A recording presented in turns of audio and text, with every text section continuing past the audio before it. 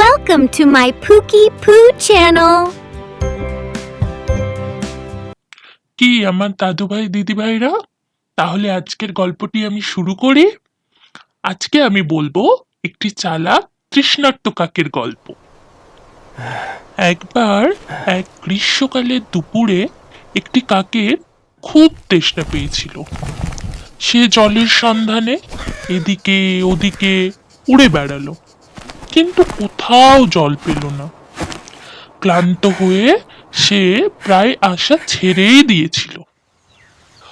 হঠাৎ সে একটি গাছের নিচে কলসি দেখতে পেল।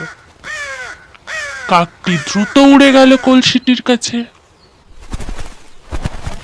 কিন্তু হায়, কলসিটিতে জল এত নিচে ছিল যে তার ঠোঁট জল পর্যন্ত পৌঁছলো না।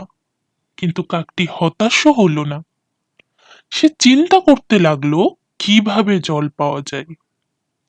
সে দেখতে পেল কলসির আশেপাশে অনেক ছোট ছোট নুড়ি পাথর পড়ে আছে।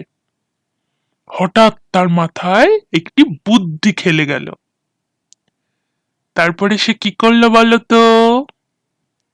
সে তার ঠোঁট দিয়ে একটি একটি করে পাথর তুলে কলসির ভেতরে ফেলতে লাগলো। পাথর পড়ার সাথে সাথে কলসির জলের স্তর ধীরে ধীরে উপরে উঠতে লাগলো।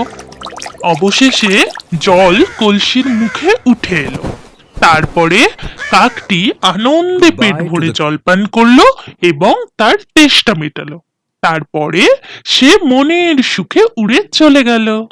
এই গল্পটির দ্বারা আমরা কি শিক্ষা পেলাম বাচ্চারা? বুদ্ধি ও কঠোর পরিশ্রমের দ্বারা যে কোনো কঠিন পরিস্থিতিতেও জয়ী হওয়া যায়। কি তাই তো?